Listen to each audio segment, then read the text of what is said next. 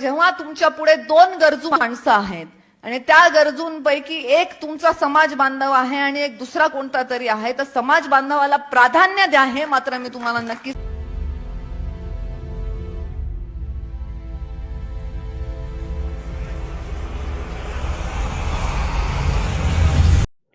मंडळी, सध्या लोकसभा निवडणुकीचं वारं जोरात वाहू लागले.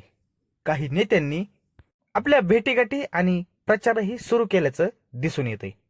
त्यातच मराठा आरक्षणाचा मुद्दा ऐरणीवर असताना या निवडणुका घेतल्या जात आहेत. मराठा आरक्षणाच्या मागणीच्या बीड आणि जालना हे केंद्रबिंदू समजले जातात. सध्या दारिद्र्यात खितपत पडलेल्या मराठा समाजाला मनोज जरांगे पाटलांच्या रूपाने आशेचा किरण दिसून येतोय.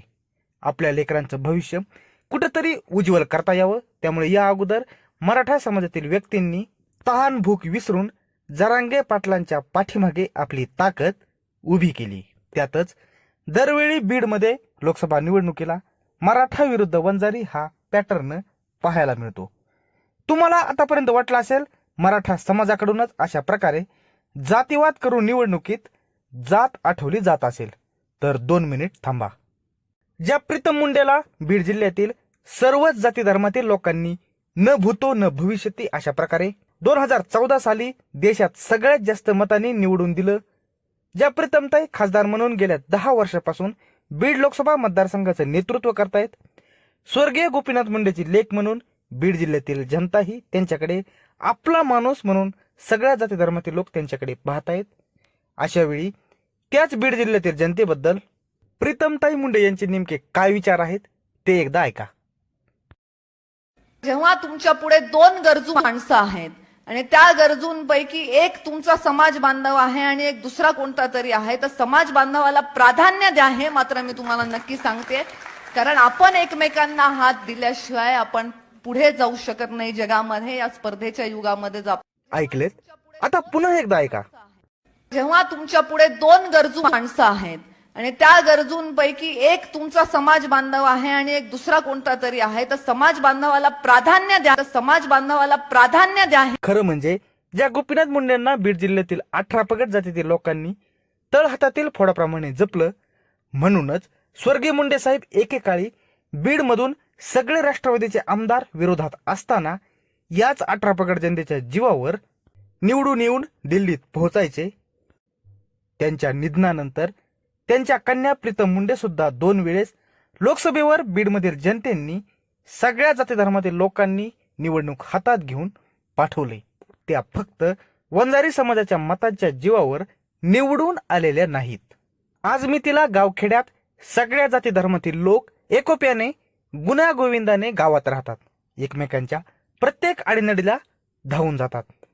हे गावकरी फक्त जातपात पाहून एकत्र राहत नाहीत. हे राजकारणी पद आणि गोपनीयतेची शपथ घेताना प्रत्येकाला न्याय हक्काने वागवीन अशी शपथ घेतात.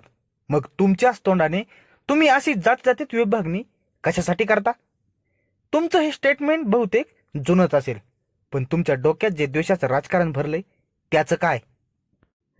आज मराठा समाजासोबत साळी, माळी, धनगर, सुतार, चांभार, लोहार, मुस्लिम, दलित यांच्यासारख्या असंख्य जाती धर्माला डावलून जर तुम्ही तुमच्याच समाजाला प्राधान्य देत असाल, तर मग आम्ही तुम्हाला आमचं प्रतिनिधी म्हणून का निवडून द्यायचं? स्वर्गीय मुंडे साहेब असे नव्हते, शरद पवारही असे नाहीत. नाहीतर बहुसंख्येने असणाऱ्या मराठा समाजाला शरद पवारांनी असा सपोर्ट केला असता तर मराठा समाजाने कुणालाच कुठंच प्रतिनिधित्व मिळू दिलं नसतं. त्याचं कारण म्हणजे कोणताही माणूस मोठा होताना गुणाने मोठा होतो, जात हे फक्त लेबल असतं. आणि म्हणूनच नितीन गडकरी सारख्या नेत्याला, देवेंद्र फडणवीस सारख्या नेत्याला ब्राह्मण कम्युनिटीतून येऊनही बहुसंख्य समाजाच्या जोरावर मोठमोठ्या पदापर्यंत जाता आले. त्यातही देवेंद्र फडणवीसांनी सुद्धा भाजप हा ओबीसीचा DNA असलेला पक्ष आहे असं म्हणून सध्या सोयीस्कर इतर जाती धर्माला बाजूला लोटलेले. भारतीय जनता पक्ष हा ओबीसींचा पक्ष आहे. आता त्यात आपल्याच जातीच्या माणसाला प्राधान्य म्हणून आपण फक्त वंजारी समाजाचेच मते फिक्स केले. त्यामुळे येत्या निवडणुकीत पंकजा मुंडे फक्त एकाच जातीच्या जीवावर निवडून येतील का? प्रीतमताईच्या या वक्तव्याचा पंकजा मुंडेंना किती प्रमाणात फटका बसेल याबाबत तुम्हाला काय वाटतंय? तुमच्या प्रतिक्रिया कमेंट बॉक्समध्ये नोंदवा. व्हिडिओ आवडला असेल तर व्हिडिओला लाईक करा, शेअर करा आणि सोबतच चॅनलला सबस्क्राईब करायला मात्र विसरू नका.